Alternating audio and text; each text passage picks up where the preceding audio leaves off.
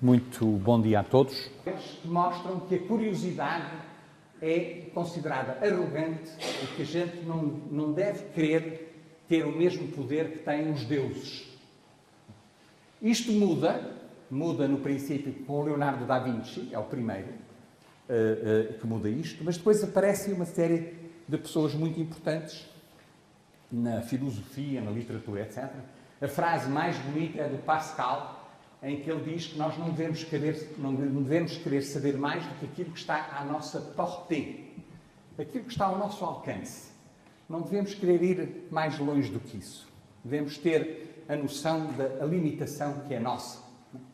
Mas o Spinoza, o Bacon, todos eles transmitiram desde o século XIII até provavelmente ao século XVIII a noção de que a curiosidade seria tolerada desde que não fosse muito exagerada.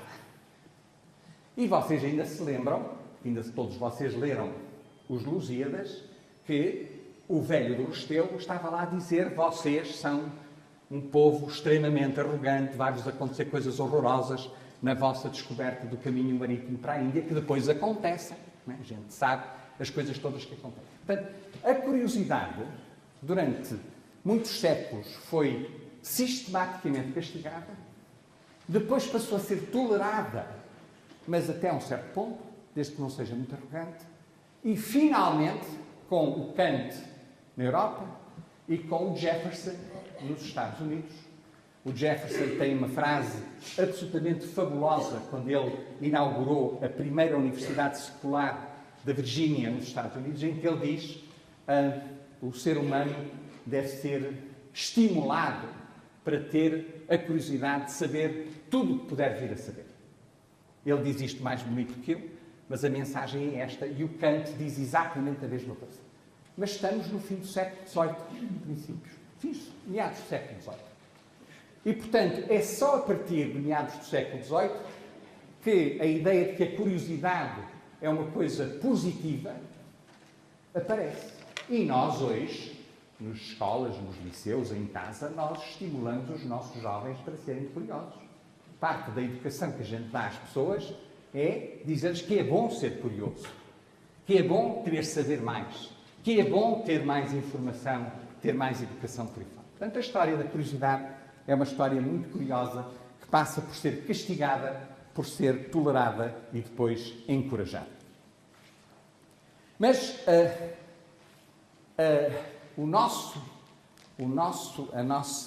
evolução do nosso entendimento e do nosso conhecimento em todas as áreas que eu conheço, dependem não só da curiosidade. A curiosidade é aquele aspecto nosso que faz com que a gente faça perguntas. O que é o universo? De que é feito? O que é vida? De que é feita? O que é consciência? De que é feita? Porquê é que eu gosto mais do expressionismo do que do impressionismo? Porquê? Porquê é que nós temos gostos? Porquê é que a gente se apaixona por um tipo de pessoa e não por outra? Isto tem a ver com a curiosidade. A imaginação tem a ver com a forma como a gente arranja para explicar isso. A gente é imaginativo em muitas áreas da nossa vida. Na cozinha, nas relações com outras pessoas, no emprego, em tudo o que a gente faz. Temos uma imaginação muito grande para responder a essas perguntas e às vezes respondemos mal. Respondemos de uma forma errada. E a perseverança é aquilo que é necessário para nós pegarmos na nossa imaginação e testarmos se ela está correta ou não. O ar foi considerado durante muitos milénios como um elemento. Vocês lembram-se que havia a água, a terra, o ar e o fogo. E o ar era um elemento. E quem é que mudou a forma de olhar para o ar? Foi o Lavoisier. E a gente ainda se lembra, vocês aprenderam alguma química no liceu, e a gente aprendia que o Lavoisier que dizia que a soma dos produtos, a soma das coisas que reagem é igual àquilo que é produzido, e os carbonos todos de um lado têm que ser iguais aos carbonos todos do outro lado da reação, essa coisa toda. Mas a contribuição mais importante do Lavoisier, de longe a mais importante, foi dizer que o ar não é um elemento, é uma mistura. O ar tem oxigênio, e tens outro. Deixou de ser um elemento. Okay? Isto foi a alteração concepcional mais importante do trabalho do Lavoisier. Foi dizer que o ar deixava de ser um elemento e passa a ser uma mistura. E isto tem a ver com depois imenso trabalho que ele fez para demonstrar que isto é verdade. Portanto, a tal perseverança que é necessária para nós pegarmos na nossa imaginação e resolvermos o problema. E eu não posso deixar de vos transmitir um pouco daquilo que foi a minha curiosidade e o meu deslumbramento com aquilo que era o mundo à minha volta à medida que eu ia crescendo. E falando de escultura, eu posso-vos garantir que a minha primeira grande experiência emocional e racional com a escultura teve a ver com um episódio muito simples, que é eu tinha para aí 13 anos, entrei no Louvre, que é um museu que deve assustar qualquer criança, porque aquilo é uma coisa que nunca mais acaba, e eu lembro-me de entrar por aquela sala enorme no início, e há aquela escadaria ao fundo, e no topo da escadaria há a Vitória de Samotrácia, que a gente descobre a pouco e pouco. A gente vai andando e a Vitória de Samotrácia, a gente começa a ver os pés, depois vê o corpo e depois acaba por ver as asas. E eu fiquei 2 horas a ver a Vitória. Eu tinha 12 anos. E, portanto, esta descoberta da existência, da importância da escultura, da forma de nós representarmos, ela até nem tem cabeça, não é? Quer dizer, é só as asas e o corpo que anda por aí fora. É uma coisa espantosa. E, portanto, esta descoberta e a curiosidade que daí advém de nós queremos saber muito mais sobre o que é que aquilo significa, depois repete-se em muitas coisas. A Pietà do Michelangelo, que está no Vaticano, é uma coisa absolutamente deslumbrante. É uma coisa lindíssima. O filho pródigo do Rodin, que está de joelhos, com os braços levantados, é uma coisa absolutamente fabulosa. E, portanto, isto aumenta a nossa capacidade de sermos curiosos, de sermos imaginativos em termos daquilo que queremos conhecer. E isto não é só, eu estou-vos a dar alguns exemplos da arte, não é só da arte, não é só da ciência, não é só a gente tentar perceber, por exemplo, porque é que atualmente aquilo que a gente vê no universo é 5% da massa que lá está. 95% que está no universo a gente não sabe o que é. Uma coisa que a gente chama energia negra, e eu já perguntei a imensa gente o que é energia negra, e a resposta mais honesta é don't know. Não sabemos. A massa negra ainda se tem assim uma vaga ideia do que é, mas a massa negra e a energia negra são 95% do universo. E a gente nem sabe o que é. E, portanto, há imensa gente a tentar descobrir isso. Não é só na arte, não é só na ciência, mas também na filosofia. A evolução enorme que vem desde do tempo do Sócrates, daquele diálogo que ele gostava de manter com as pessoas, o aparecimento de Descartes, o Kant, e depois, mais tarde, Wittgenstein, e atualmente o Rorty, que acabou de morrer, e que nos traz mensagens extraordinárias sobre a forma de olhar para o nosso mundo, são coisas que nos enriquecem e que fazem com que a gente continue a ser curioso e imaginativo em termos da forma como pega nessa informação e interpreta o que nós individualmente somos no mundo em que nós estamos. E deixem-nos dizer que não é só na filosofia, não é só na literatura em que nós nos descobrimos a nós próprios, é também na religião. Os grandes nomes das grandes áreas do conhecimento são grandes porquê? Porque não estavam satisfeitos com as respostas que existiam na altura. Queriam outras respostas. Queriam fazer outras perguntas. Não estavam satisfeitos com as perguntas que existiam na altura em que eles viveram. Em todas as áreas do conhecimento. Desde a religião até à matemática mais pura que nós conhecemos.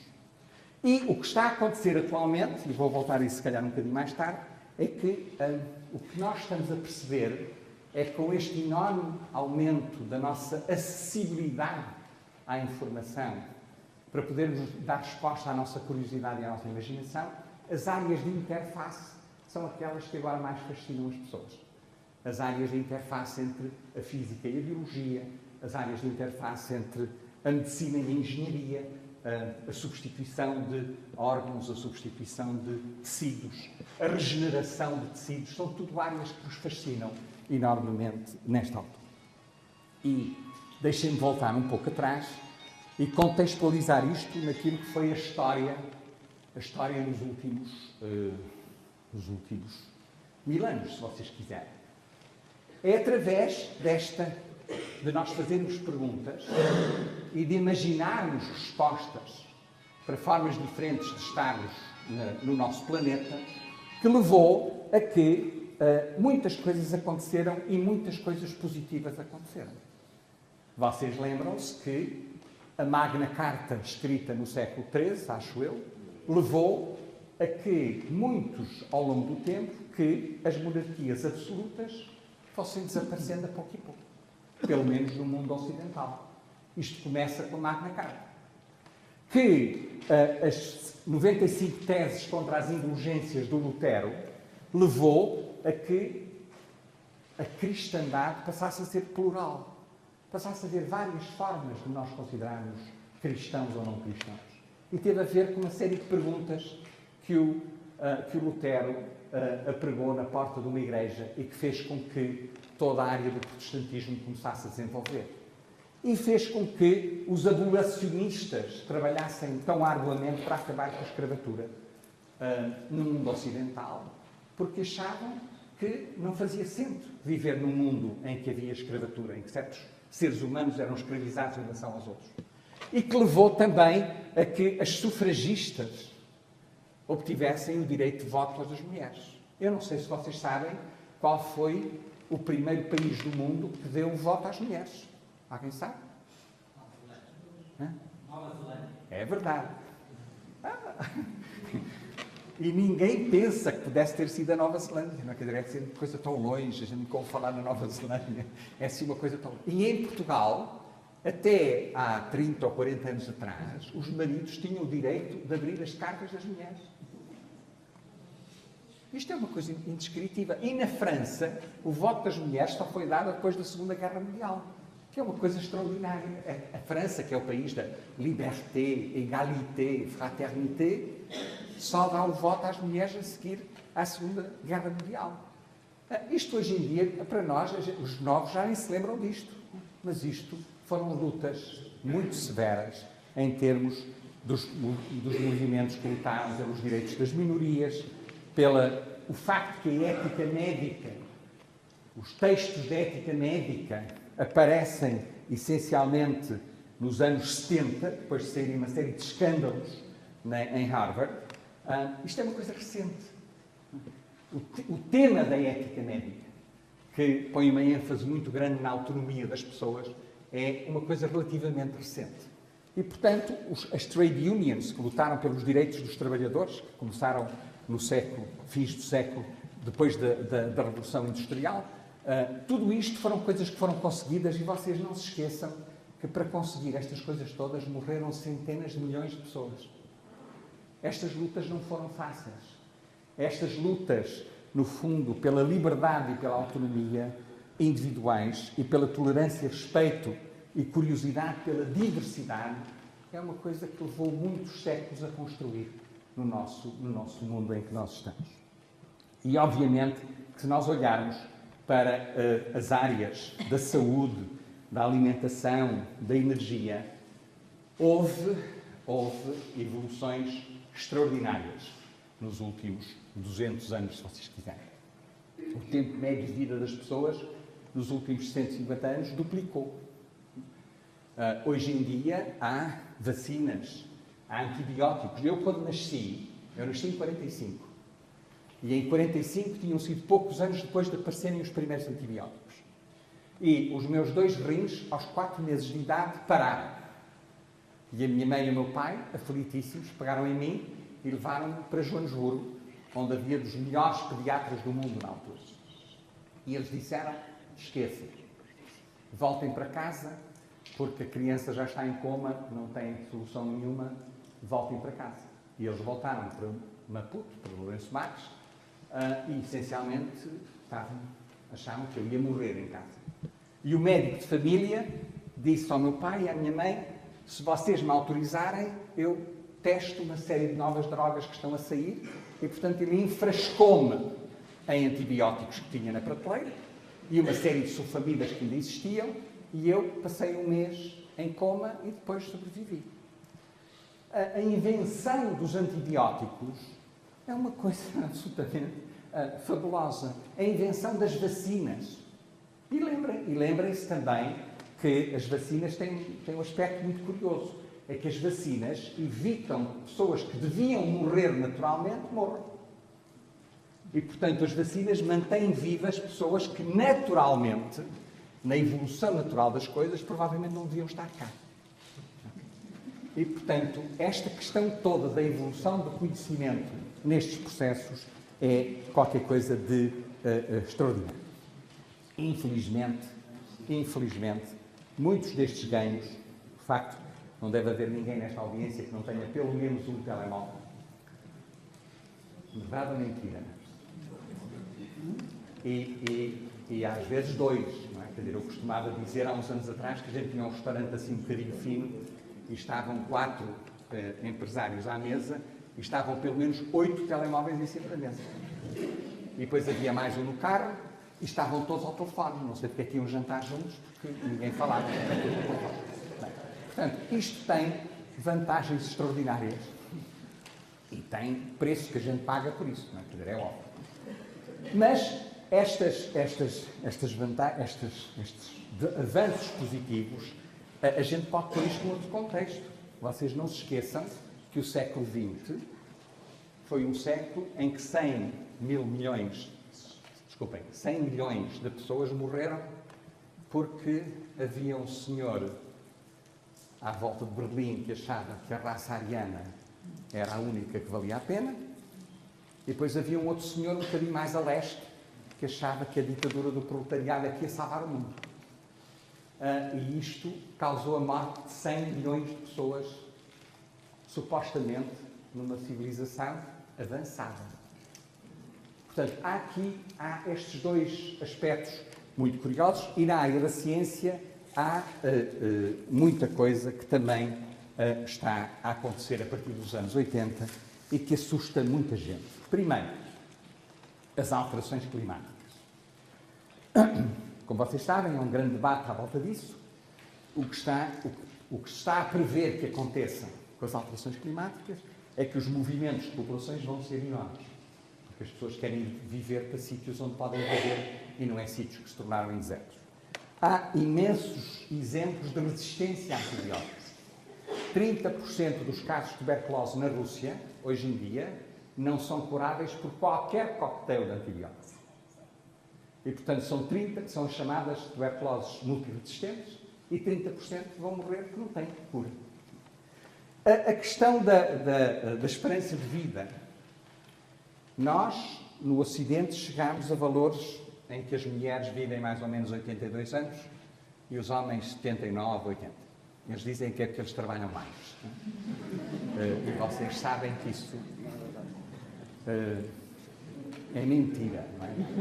Mas, de facto, em muitos países em África, hoje em dia, por causa de várias doenças que apareceram, o tempo médio de vida está em metade do que era há 30 anos atrás. Há muitos países em África em que o tempo médio de vida está a 35 anos. E, portanto, esta evolução toda tem os dois aspectos que eu estava a falar. E isto leva a que os temas da utopia e das distopias continuam a ser muito presentes. Quer dizer, há montes de livros, vocês conhecem, muitos livros e muitos filmes e muitas mensagens que têm a ver com esta visão utópica do mundo ou distópica do mundo. Eu dou-vos alguns exemplos. A República do Platão, que é, digamos, o clássico daquilo das utopias que nós conhecemos. A Atlantis do Plutarco, a Nova Atlantis do Bacon, a utopia moderna do H.G. Wells, no lado das utopias. E depois, do outro lado, temos aquilo que todos conhecem, o Velho do Restelo de Camões, o Frankenstein da Mary Shelley. Quem é que já leu o Frankenstein?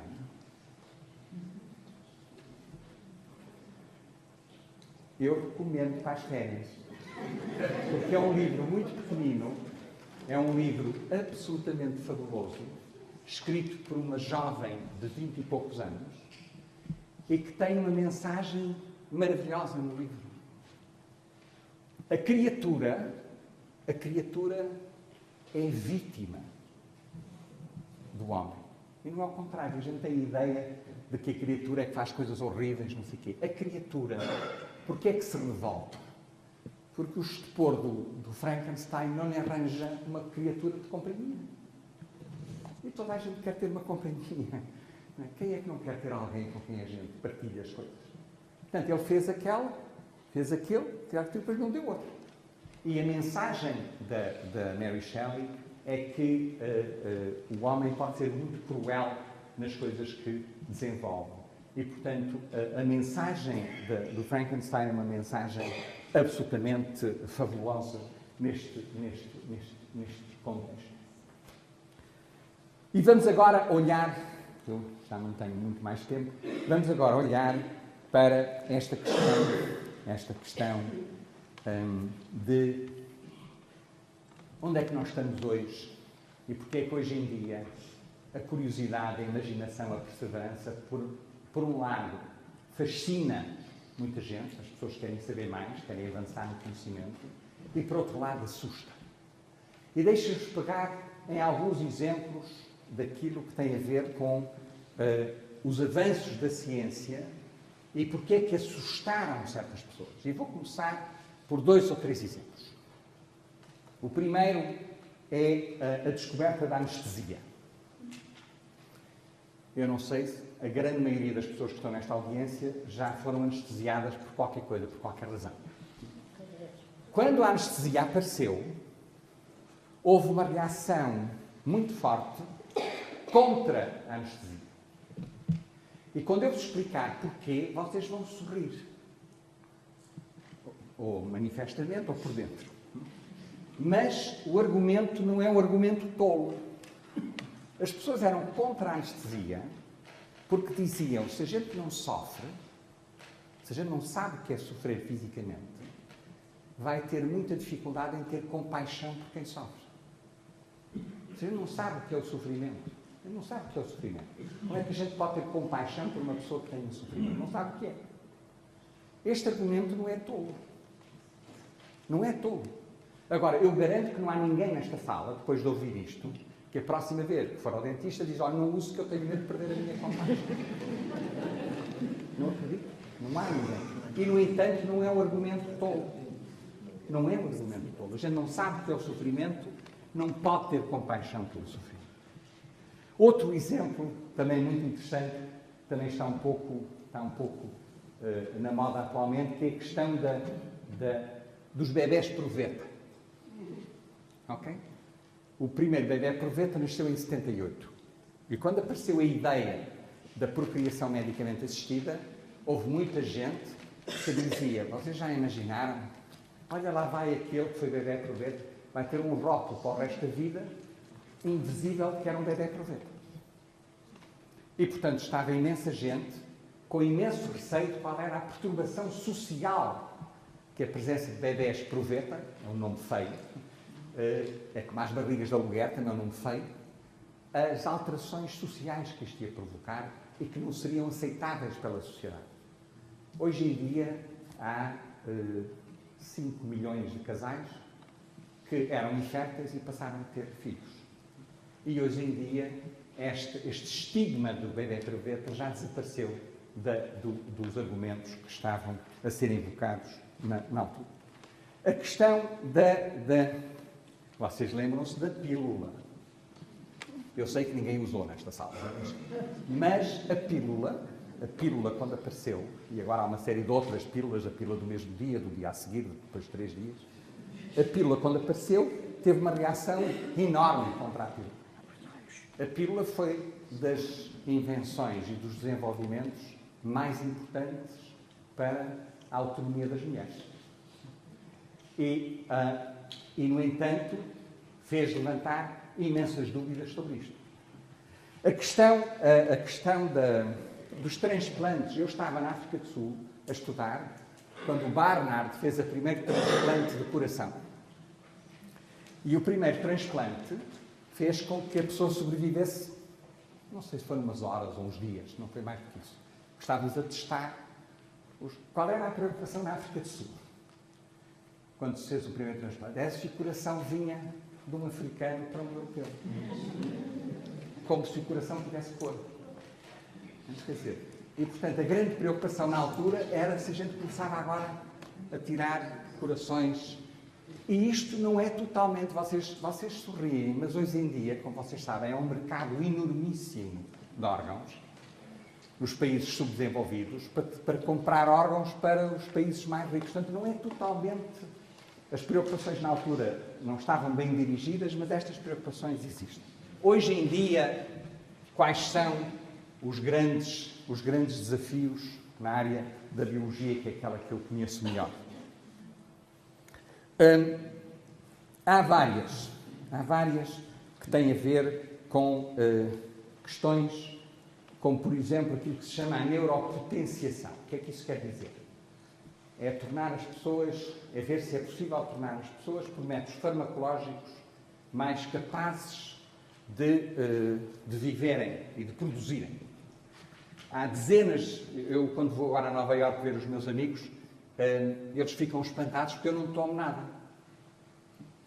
E eles estão todos a tomar ansiolíticos, antidepressivos, uma data de coisas as mais complicadas que existem, porque não conseguem funcionar sem isso.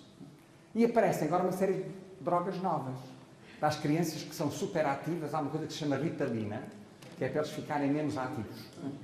E agora há uma série de adultos que estão a tomar Ritalina, que é para ver se ficam mais bem dispostos. E, portanto, como na internet é fácil, a gente encomenda a Ritalina e traz. E vão começar a haver drogas para a gente ter mais memória, para a gente ser mais inteligente. O que é que isso quer dizer? Não sei muito bem. Há uma série de coisas que têm a ver com métodos farmacológicos de nós alterarmos a nossa forma de estar. Não é nada de novo. O vinho faz isso, não é? Quer dizer, é uma coisa muito antiga. Portanto, não tem assim nada de particularmente novo. O tabaco a mesma coisa, a marijuana a mesma coisa. Portanto, há montes de coisas que já existem há milhares de anos para fazer. Agora são mais específicos. E fazem com que a gente fique mais alegre, não se chateie, essas coisas todas. Será que vamos um dia avançar para, por exemplo... e há outra coisa, já se começam a pôr, não sei se viram há 2 dias, uma mulher na Inglaterra, que era tetraplégica, e que com um elétrode na cabeça conseguia mover um braço artificial para pegar num copo de água e beber. Portanto, começam-se a pôr implantes no cérebro para que a gente, ao pensar, o pensamento leve a que uma coisa artificial funcione através do pensamento. É óbvio que isto assusta e fascina ao mesmo tempo. Portanto, este jogo do assustar e do fascinar tem também muito a ver com uma história já muito antiga, que é para que é que a gente usa o conhecimento. As pessoas dizem, mas porque é que usam a genética para alterar organismos e produzir organismos com mais defesas, etc. Estão a meter genes de um lado para o outro, é uma coisa terrível. E neste argumento, há os que são pró, que dizem, mas isso vai salvar o mundo porque não há falta de comida e, portanto, isto vai dar comida a toda a gente. Mentira. Porque não há falta de comida. A comida que está é mal distribuída. E vocês que estão à volta desta sala fazem parte daquele 1.000 milhão que come mais. Então, vocês assim umas bolinhas simpáticas daqui a uns anos, com diabetes de vários tipos, por aí fora. Depois há 1.000 milhões que come menos. E depois há 2.000 milhões que não come, que se alimenta de açúcar e gordura. Não tem micronutrientes importantes. Portanto, o problema não é falta de comida. Portanto, quem anda a defender os organismos geneticamente modificados porque vai salvar, vai dar comida a toda a gente, está a mentir. Os outros que dizem, coisa horrível, meter genes dos peixes nas couves, não sei o quê. Pois eu tenho muita pena, mas nós todos aqui, metade dos nossos genes são exatamente iguais aos da couve. Isso pode explicar a alguns políticos que vocês conhecem. Mas, de facto, os genes não têm rótulo. Os genes evoluem, misturam-se. E a minha história inicial das vantagens da reprodução é que os genes se misturem. Tem vantagens nisso, que a gente também podemos fazer erros. E aí a nossa forma de lidar é ter a consciência de que se calhar algumas coisas podem ser corrigidas. Quais são as... Há muitas outras coisas, mas não tenho tempo de falar disto, que é a parte toda relacionada com as células estaminais, com as células embrionárias que estão a ser utilizadas para substituir tecidos, as nossas próprias células serem utilizadas para substituir tecidos, a gente armazenar algumas no início e depois utilizá-las mais tarde, que é um grande negócio. Porque ainda também não está muito provado que a gente possa fazer tudo aquilo que a gente julga que vai fazer com as células estaminais. Mas é uma ideia interessante. Quer dizer, em vez de fazer o transplante de um órgão, a gente pega nas nossas células estaminais de nascimento e arranja uma forma de substituir algumas células no cérebro, no coração, nos pulmões, o que quer que seja. Isto assusta, não é óbvio? Qual é a minha mensagem, se vocês quiserem, final? É que no meio desta relação que nós temos com a curiosidade, com a imaginação e com a perseverança, temos sempre, ao longo dos séculos, tivemos sempre esta forma um bocado esquizofrénica. E cada um de nós é esquizofrénico. Em relação a certas áreas, acha que é muito bom as coisas novas e em relação a outras a gente está assustadíssimo. O que é que vai acontecer? Portanto, nós somos todos individualmente esquizofrénicos. E passamos a gostar de uma coisa quando precisamos dela. É uma chatice, não é? Deixamos de ser muito racionais quando vemos que há uma certa vantagem que a gente tenha de uma descoberta nova que aparece. O problema é sempre o mesmo. É a questão de como é que nós usamos o conhecimento. O conhecimento que é feito. Isto tem a ver com responsabilidade. E eu queria só, se tiver licença para mais 5 minutos, falar um pouco desta questão da responsabilidade. Porque nós, nesta bebedeira, eu chamo isto a bebedeira dos sucessos, em todas as áreas do conhecimento, nós esquecemos do outro.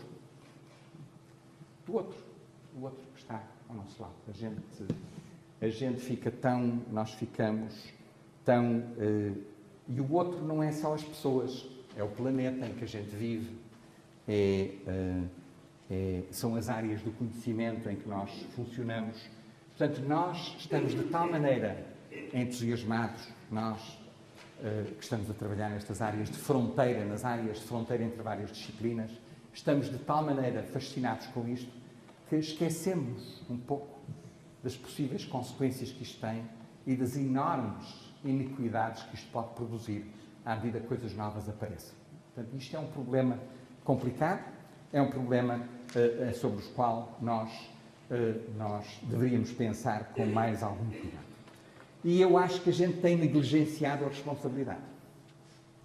Aliás, é um tema que não é muito discutido nas formações das pessoas. Portanto, nós infectamos com bastante sucesso os nossos jovens com a curiosidade, a imaginação, a perseverança, que não basta só ser curioso e imaginativo, é preciso trabalhar muito, isto não basta só ter ideias, é preciso trabalhar-as muito, mas nós conseguimos transmitir-lhes as ideias muito fortes da liberdade e da autonomia e esperamos que eles vão mais longe do que nós, onde nós estamos, e acho que isso é muito bom. Eu este ano dei nota de 20 a 4 alunos. Nunca me tinha acontecido. Vocês podem pensar, já está a ficar um bocado xexé, já com uma certa idade está a ficar mais tolerante. Não é verdade. Nós temos alunos que são absolutamente excepcionais. Há alunos tão bons que eu às vezes tenho dificuldade em não recomendar que eles saiam da universidade, porque a universidade está a prejudicar. Eles deviam ser mais livres. Não tenho coragem para dizer isso. Mas nós temos gente absolutamente fora de série que deviam progredir. Mas não é por acaso que muitas das grandes universidades por esse mundo fora se têm apercebido que estes ganhos enormes na independência intelectual são frequentemente acompanhados por um individualismo extremo e radical e por uma arrogância desconcertante. E eu queria queria contextualizar isto. Quer dizer,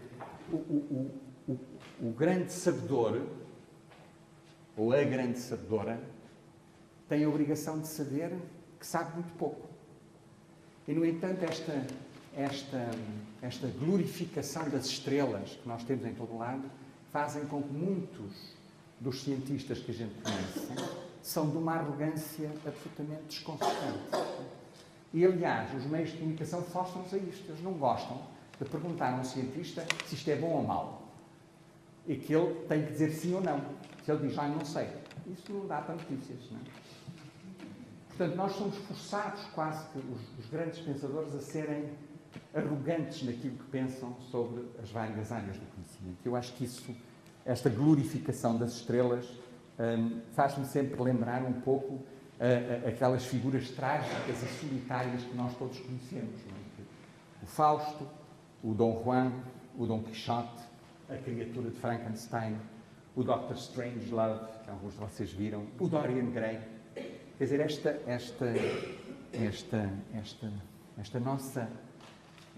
que nós conquistamos de autonomia e liberdade tem este aspecto perigoso do outro lado.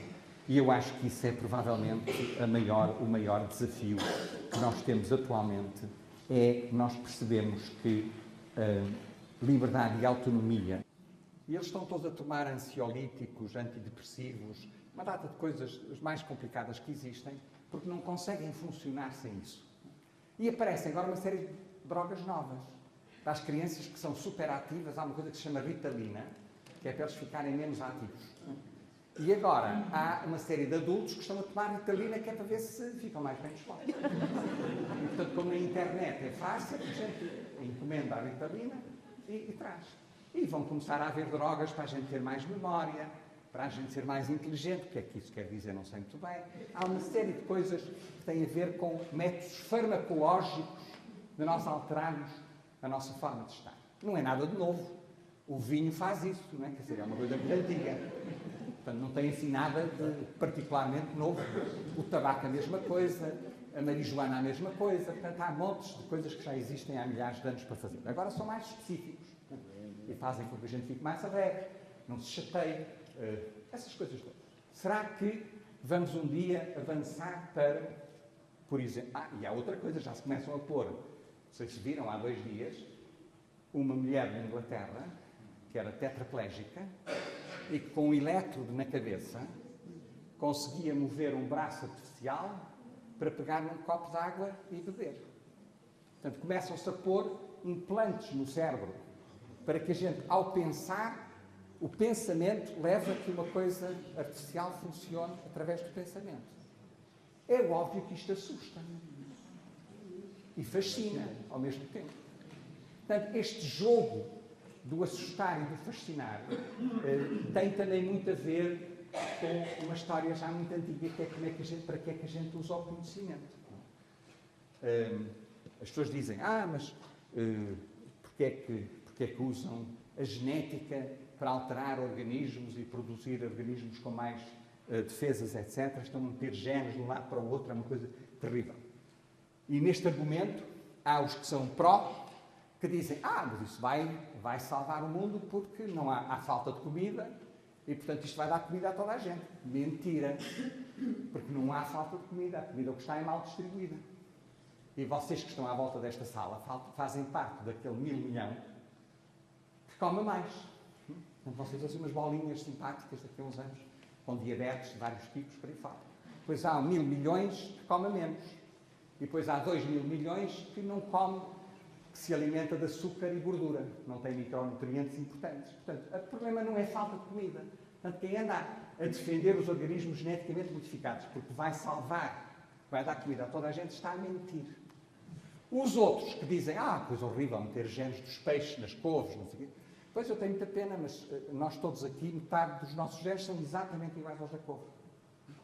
Isso pode explicar a alguns políticos que vocês conhecem. Mas, de facto, os genes não têm rótulo. Os genes evoluem, misturam-se, e a minha história inicial das vantagens da reprodução é que os genes se misturem. Tem vantagens nisso, que a gente também podemos fazer erros, e aí a nossa forma de lidar é ter a consciência de que, se calhar, algumas coisas podem ser corrigidas. Quais são as... Há muitas outras coisas, mas não tenho tempo de falar disto, que é a parte toda relacionada com as células estaminais, com as células embrionárias que estão a ser utilizadas para substituir tecidos, as nossas próprias células serem utilizadas para substituir tecidos, a gente armazenar algumas no início e depois utilizá-las mais tarde, que é um grande negócio. Porque ainda também não está muito provado que a gente possa fazer tudo aquilo que a gente julga que vai fazer com as células estaminais. Mas é uma ideia interessante. Quer dizer, em vez de fazer o transplante de um órgão, a gente pega nas nossas células estaminais de nascimento e arranja uma forma de substituir algumas células no cérebro, no coração, nos pulmões, o que quer que seja. Isto assusta, não é óbvio? Qual é a minha mensagem, se vocês quiserem, final? É que no meio desta relação que nós temos com a curiosidade, com a imaginação e com a perseverança, temos sempre, ao longo dos séculos, tivemos sempre esta forma um bocado esquizofrénica. E cada um de nós é esquizofrénico. Em relação a certas áreas, acha que é muito bom as coisas novas e em relação a outras a gente está assustadíssimo. O que é que vai acontecer? Portanto, nós somos todos individualmente esquizofrénicos. E passamos a gostar de uma coisa quando precisamos dela. É uma chatice, não é? Deixamos de ser muito racionais quando vemos que há uma certa vantagem que a gente tenha de uma descoberta nova que aparece. O problema é sempre o mesmo. É a questão de como é que nós usamos o conhecimento. O conhecimento que é feito. Isto tem a ver com responsabilidade. E eu queria só, se tiver licença para mais 5 minutos, falar um pouco desta questão da responsabilidade. Porque nós, nesta bebedeira, eu chamo isto a bebedeira dos sucessos, em todas as áreas do conhecimento, nós esquecemos do outro. Do outro que está ao nosso lado. A gente fica tão, nós ficamos tão... e o outro não é só as pessoas, é o planeta em que a gente vive, são as áreas do conhecimento em que nós funcionamos. Portanto, nós estamos de tal maneira entusiasmados, nós que estamos a trabalhar nestas áreas de fronteira, nas áreas de fronteira entre várias disciplinas, estamos de tal maneira fascinados com isto que esquecemos um pouco das possíveis consequências que isto tem e das enormes iniquidades que isto pode produzir à medida que coisas novas apareçam. Portanto, isto é um problema complicado, é um problema sobre o qual nós deveríamos pensar com mais algum cuidado. E eu acho que a gente tem negligenciado a responsabilidade. Aliás, é um tema que não é muito discutido nas formações das pessoas. Portanto, nós infectamos com bastante sucesso os nossos jovens com a curiosidade, a imaginação, a perseverança, que não basta só ser curioso e imaginativo, é preciso trabalhar muito, isto não basta só ter ideias, é preciso trabalhá-las muito, mas nós conseguimos transmitir-lhes as ideias muito fortes da liberdade e da autonomia e esperamos que eles vão mais longe do que nós, onde nós estamos, e acho que isso é muito bom. Eu este ano dei nota de 20 a 4 alunos. Nunca me tinha acontecido. Vocês podem pensar, já está a ficar um bocado xé-xé, já com uma certa idade está a ficar mais tolerante. Não é verdade. Nós temos alunos que são absolutamente excepcionais. Há alunos tão bons que eu às vezes tenho dificuldade em não recomendar que eles saiam da universidade, porque a universidade está a ser prejudicada. Está-os a prejudicar. Eles deviam ser mais livres. Não tenho coragem para dizer isso. Mas nós temos gente absolutamente fora de série que deviam progredir. Mas não é por acaso que muitas das grandes universidades por esse mundo fora se têm apercebido que estes ganhos enormes na independência intelectual são frequentemente acompanhados por um individualismo extremo e radical e por uma arrogância desconcertante. E eu queria queria contextualizar isto. Quer dizer, o grande sabedor, ou a grande sabedora, tem a obrigação de saber que sabe muito pouco. E, no entanto, esta glorificação das estrelas que nós temos em todo o lado fazem com que muitos dos cientistas que a gente conhece são de uma arrogância absolutamente desconcertante. E, aliás, os meios de comunicação forçam-nos a isto. Eles não gostam de perguntar a um cientista se isto é bom ou mau. E que ele tem que dizer sim ou não. Se ele diz, não sei. Isso não dá para notícias, não é? Portanto, nós somos forçados, quase que os grandes pensadores, a serem arrogantes naquilo que pensam sobre as várias áreas do conhecimento. Eu acho que esta glorificação das estrelas, faz-me sempre lembrar um pouco aquelas figuras trágicas e solitárias que nós todos conhecemos. Não é? O Fausto, o Dom Juan, o Dom Quixote, a criatura de Frankenstein, o Dr. Strangelove, que alguns de vocês viram, o Dorian Gray. Quer dizer,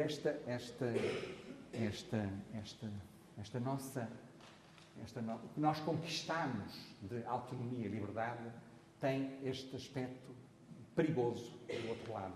E eu acho que isso é provavelmente o maior desafio que nós temos atualmente, é nós percebemos que liberdade e autonomia, a gente não sabe bem o que é, o medo de qualquer coisa, está a justificar em muitos sítios a diminuição das nossas liberdades individuais. Nos Estados Unidos, depois do 11 de setembro, passou a ser possível fazer aquilo que tinha deixado de ser possível, aquilo que os maridos podiam ler nas cartas das mulheres. Até há 15 anos atrás, não era possível ir ver aquilo que era privado das pessoas. O 11 de setembro permitiu que o governo americano possa ver o que entender em relação às pessoas. Isto é uma diminuição das nossas liberdades fundamentais que vai cá chegar, não estejam para aí com... A gente tem um pouco estas coisas começam lá e depois a pouco e pouco vêm cá chegar, e eu acho que isto é muito perigoso. E, portanto, para mim, o grande desafio nesta altura é nós termos a noção de que conseguimos imenso nos últimos 1000 anos, para o mundo ocidental. Lutámos e ganhámos por muitas coisas importantes.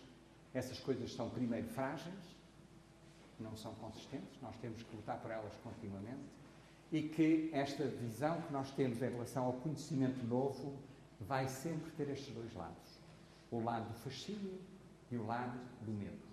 O lado do que é que vão fazer com esse conhecimento novo.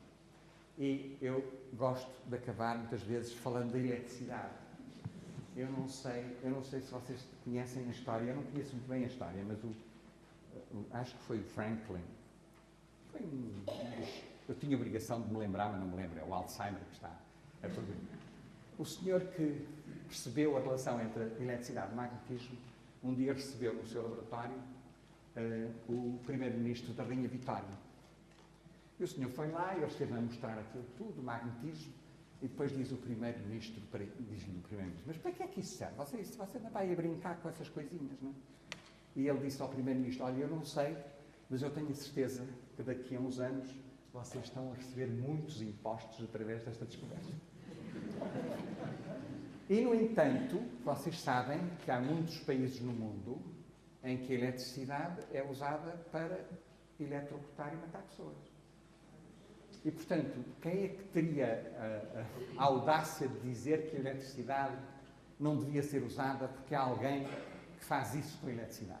Não faz sentido.